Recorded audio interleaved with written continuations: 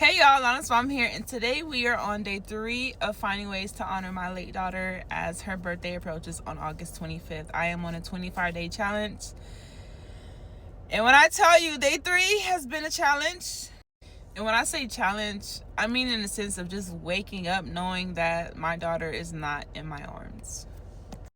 This is not just a 25-day challenge, this is a challenge that I have faced every single day of my life, that I wake up without my daughter. But because I refuse to look back and live my life like I have been doing, which is in a depressive state, every time her birthday comes around, I get very sensitive, I get very emotional, I get very distant, I isolate, and I go back into that depressive state of mind. When I tell you that's not a good place for me to be, it's not a good place for me to be. Because then I start praying for things that I have no business asking for. So initially, when God put this on my heart, I'm thinking, how can I find ways to honor her? Meaning, go through her toys, go through her books, find things that make you happy that you can remember her from. What made you smile? What movie she liked? Her favorite foods, things of that nature, you know? But today, it was kind of took a different turn. My bad, my phone overheated. But as I was saying, it took an unexpected turn, and not in a negative way, but in a way I wouldn't have even thought to honor my daughter. Because in a sense, it's honoring my daughter, but it's still honoring myself. And I guess honoring myself is honoring my daughter, because I can't honor my daughter if I don't honor myself, because I'm honoring my daughter. Anyway, God led me to a furniture store as I was leaving my therapy session. Mind you, I am in therapy. I have an amazing therapist. Is it helping? Yeah, maybe. But just to anybody who is afraid of therapy after grief, just do it. I promise you, just do it. Even when you don't want to do it, if you don't think it's helping, just keep doing it, because it's helping. You don't feel like it's helping. It doesn't seem like it's helping, but it's helping. Therapy is not something to be ashamed about, and don't let anybody in your family or in your close friends talk you out of it just because they might be afraid to face themselves. But anyway, just a quick backstory. So the last time I walked into a furniture store was when I was preparing my daughter to return home after she received her heart transplant. Alana was 2 months post-op after the doctors and nurses had gave us the okay to start preparing to go home. So yes, and just in case you were unaware, there was a time in our journey that we were preparing to go home. But I eventually came to terms that yes, we were preparing for her to return home, but God had plans for her to return to her heavenly home, and not the home that I was able to provide for Alana and I. So, backstory. I was living out of my car. I had to walk away from both jobs in the midst of that because we lived in the hospital. Alana was dependent on a Berlin device for 10 months of her life, where we had no option but to live inside the hospital. And because of that, things started to become much more challenging than expected. So anyway, moving forward, that's where I started selling t-shirts. I had to sell t-shirts to find a way to accumulate funds to provide a home for my daughter and I. In the midst of that, prior to me selling those t-shirts, I knew that I didn't want to bring my daughter home to homestead in anyone else's space. I felt like we both deserve our own personal space, and not just that, but Alana was she basically didn't have a strong immune system. Now, when you have a child who has a heart disease, typically their immune systems become much more weakened than the next. And I knew that Alana had to be in a clean, safe, and peaceful environment in order for her to thrive. So I did my best to provide that for her, in which I was able to accomplish in such a short amount of time. Now, I'm not gonna say selling t-shirts is what got me there, because it didn't, but selling t-shirts is what started the process for me to start accumulating funds to provide a home for my daughter. And side note, I do want to thank all the nurses and doctors who were some of our very first customers and advocates in support of providing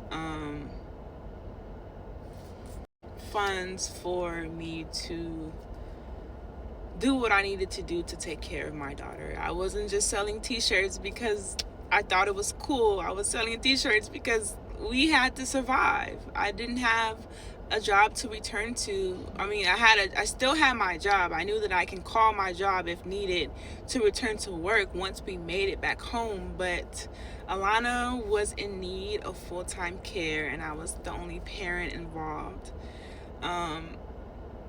heavily, and I couldn't depend on her father, and I knew I couldn't depend on family and friends to just stop their lives and just, take care of my daughter so I can go back to work. I knew it was not going to work that way. So blase, moving forward, I came up with the funds, signed the lease, got the deposit, went furniture shopping with my auntie. I got us a bed, I got us a couch, I think a nightstand, because I could only afford to provide a studio for us at that time. And even then, I was very proud of myself, because I didn't have no job. I didn't have a steady income coming. So that was the last time I ended up walking in a furniture store. Because every time I do walk into a furniture store, it brings back those memories of how hard I had to work to provide a home for my daughter and I, just for neither of us to be able to return to it. After I figured that she wasn't coming home, there was no need for me to live in Hollywood and have my own studio, so I had to fight my way out of that contract, and by the grace of God, it was granted. But today, God led me into a furniture store, and although I have no lease signed, I have had conversations. I am looking and seeking homes. I have people who are, helping me behind the scenes.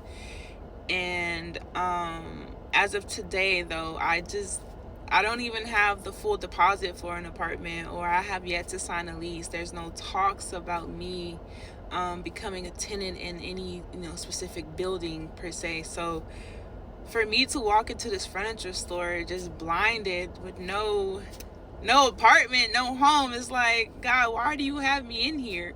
But then I did come to realize that sometimes God will have you and place you in an environment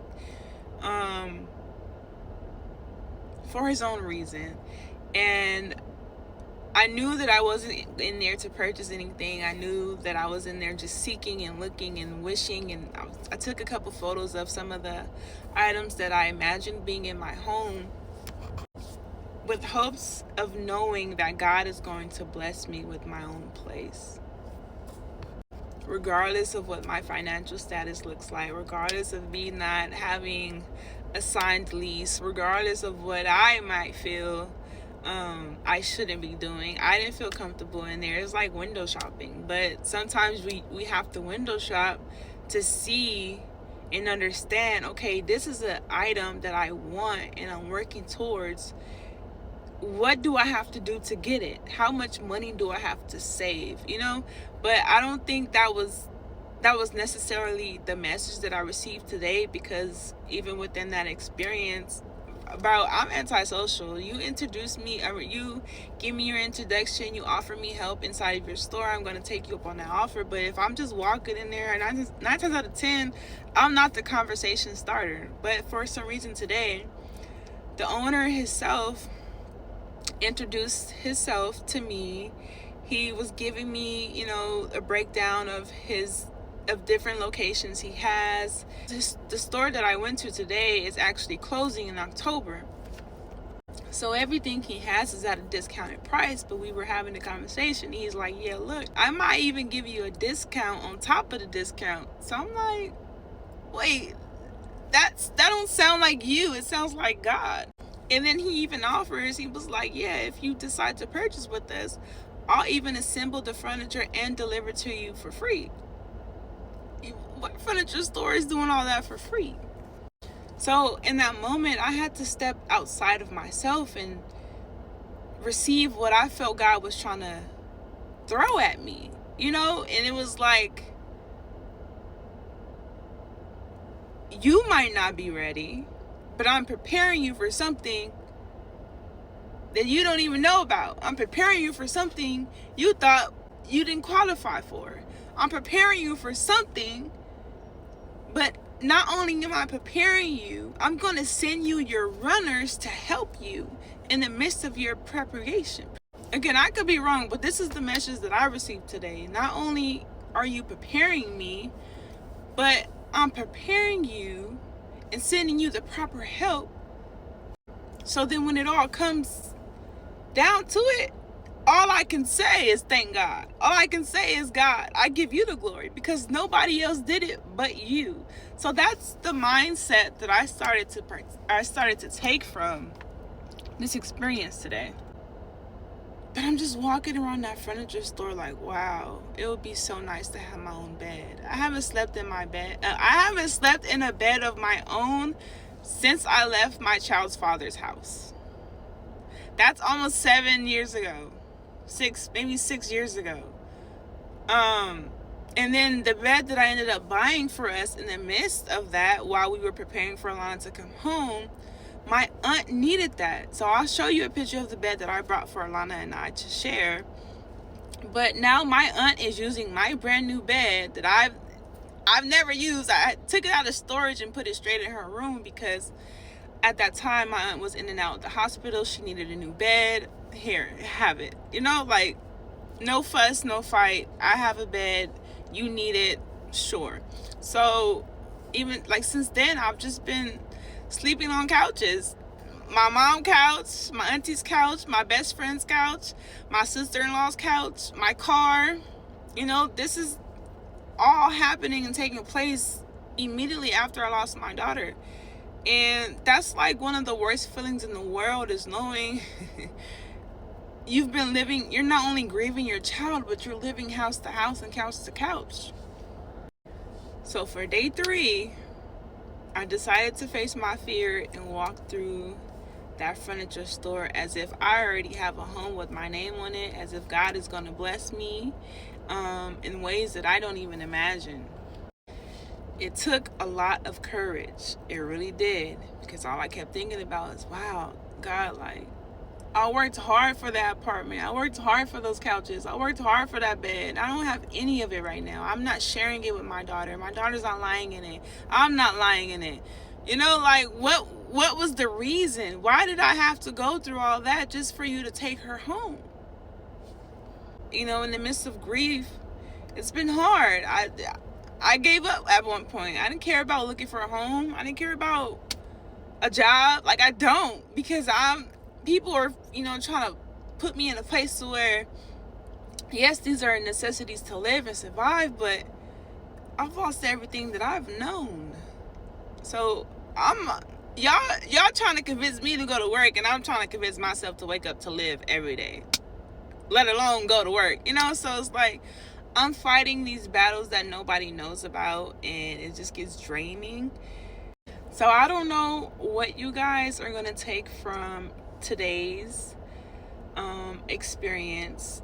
I don't know where I'm going with this or where this is going to take me, but this is day 3, y'all. We went to the furniture store, and we basically put some new items on our Pinterest list. So I hope you guys are enjoying this journey so far, and I will see you on day 4.